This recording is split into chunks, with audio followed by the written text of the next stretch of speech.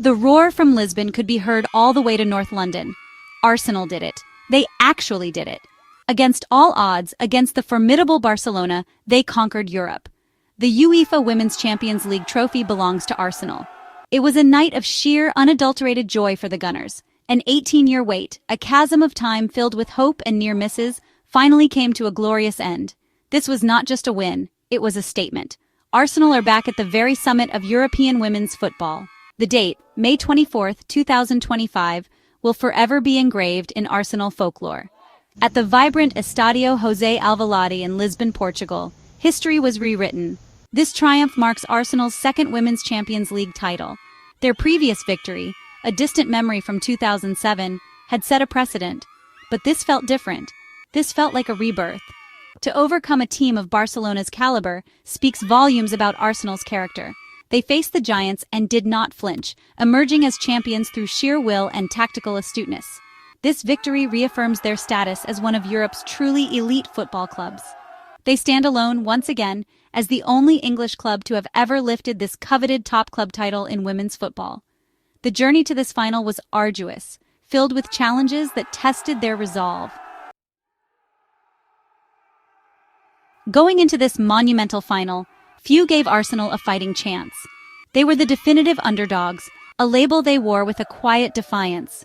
Barcelona, the reigning queens of Europe, were the overwhelming favorites.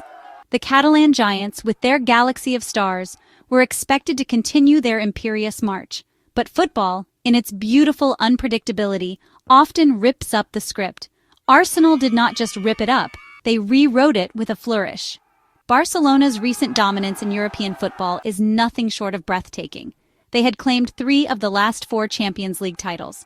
Their squad boasted 2-time Ballon d'Or winners, Aitana Bonmati and Alexia Putellas. Arsenal's path to this final was a testament to their own burgeoning strength and resilience. The season had its share of turbulence, including a significant coaching change. Reneeslegers stepped up to take the helm, galvanizing the squad with a renewed sense of purpose and belief. Barcelona entered the Estadio José Alvalade with an air of invincibility. Their ambition was clear, to emulate the legendary Lion side and cement their own dynasty. The Catalan team, a finely tuned machine of attacking brilliance, had swept most aside. They were not just a team, they were a phenomenon. Their players, a constellation of global superstars, were accustomed to the pressure of finals. The attacking prowess of this Barcelona side was renowned throughout the world.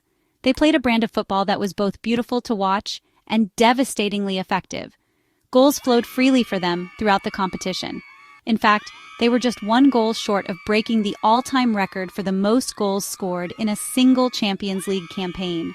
Their history against Arsenal also leaned heavily in their favor. In the 2021-22 group stage, Barcelona had comfortably defeated the Gunners. From the very first whistle, Arsenal signaled their intent. They were not there to simply admire Barcelona's skill. They were there to disrupt and dominate. Manager Reneeslegers had clearly instructed her team to employ a high-pressing strategy. Leading this charge was the tireless Chloe Kelly, on loan from Manchester City. Kelly was a constant thorn in Barcelona's side during the opening period. This relentless pressure from Arsenal visibly unsettled Barcelona. The Spanish champions, accustomed to dictating the tempo, found their rhythm constantly broken. Arsenal players swarmed them, closing down spaces and forcing errors. To counter Barcelona's usual intricate passing game, Arsenal also utilized long balls, particularly down the left flank. It was a brave tactical approach, a clear statement that Arsenal would fight fire with fire. As the game progressed, Barcelona began to assert their expected dominance in terms of possession. The statistics told a familiar story. 68% of the ball belonged to the Catalans. They patiently probed, looking for openings, and managed to unleash a barrage of 20 shots towards the Arsenal goal. However, quantity did not translate into quality often enough. This was largely due to the incredible rearguard action performed by every single Arsenal player. Arsenal's defensive resilience was the bedrock of their eventual triumph. Led by the commanding presence of Leah Williamson and the tenacious Katie McCabe, the backline was simply outstanding. They threw their bodies in front of shots, made crucial interceptions, and timed their tackles to perfection. Every player understood their defensive responsibilities, working tirelessly to close down space and frustrate Barcelona's gifted attackers. The minutes ticked by, each one amplifying the tension inside the Estadio José Alvalade. The game remained deadlocked, a fascinating battle of tactical wits and sheer determination. Barcelona pressed, Arsenal resisted. It felt like a moment of magic, or perhaps a mistake, would decide the destiny of the Champions League trophy. Then, in the 75th minute of this enthralling contest, the moment arrived. The deadlock was finally, decisively, broken. The hero of the hour was Stinablackstenius. The Swedish international striker had been introduced as a substitute earlier in the half. When the chance came, she seized it with both hands, or rather, with a lethal right foot. Her movement was sharp, her anticipation perfect, and her finish unerring. In that single, explosive moment, Blackstenius wrote herself into Arsenal legend. The architect of the goal was another substitute, the equally brilliant Beth Mead. Mead delivered a pass of exquisite quality, slicing through the Barcelona defense to find Blackstenius in space. The introduction of Stina Blackstenius and Beth Mead proved to be a tactical masterstroke by Arsenal's interim manager, reneeslegers. Both players were brought onto the pitch in the 67th minute, at a time when the game was hanging precariously in the balance. Barcelona were enjoying significant spells of pressure, and Arsenal needed a spark.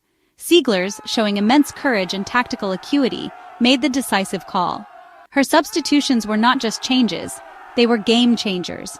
Stina Blackstenius, in particular, had an almost immediate and devastating impact on the proceedings. In the short time she was on the pitch before her historic goal, she was a live wire. According to match statistics, she had only 3 touches of the ball, yet one of them was the decisive strike that won the Champions League. Her presence alone seemed to unsettle the Barcelona defense. Manager reneeslegers later spoke about her approach, stating that the team used all possible tools to speed the game up and disrupt it while staying true to who we are. This philosophy was perfectly encapsulated by the introduction of Blackstenius and Mead. The shrill blast of referee Ivana Martinčic's final whistle was the signal for an explosion of emotion. Arsenal players collapsed to the turf, some in tears of joy, others in sheer disbelief. The substitutes and coaching staff streamed onto the pitch, a wave of red and white engulfing the heroes of the hour. 18 long years of waiting, of dreaming, of striving, had culminated in this perfect moment of triumph. The scenes were unforgettable, a raw outpouring of every emotion imaginable. Soon, it was time for the formalities, the moment every player dreams of. Arsenal's co-captains, kimlittle and Leah-Williamson, stepped forward together. With immense pride, they lifted the gleaming UEFA Women's Champions League trophy high into the Lisbon night sky. They paraded the trophy in front of their adoring fans, sharing the moment with those who had traveled so far and believed so strongly. It was a celebration that would continue long into the night. This incredible victory in Lisbon was far more than just another trophy for Arsenal's glittering collection. It marked the triumphant end to what had been, at times, a decidedly rocky season for the club. They had navigated coaching changes and periods of inconsistent form, yet they peaked at the perfect moment. To overcome such adversity and conquer Europe speaks volumes about the character, resilience, and unwavering spirit embedded within this remarkable group of players and their dedicated coaching staff. This was a testament to their collective strength. The significance of this win extends far beyond North London. It is a monumental achievement for English women's football as a whole. Arsenal have once again blazed a trail, reinforcing their status as the only English club to have won Europe's most prestigious club competition. This success will undoubtedly inspire a new generation of players and fans across the country. It serves as a powerful reminder that English teams can compete with and defeat the very best that Europe has to offer. This victory was not just a dream realized. It was a new dawn for Arsenal women,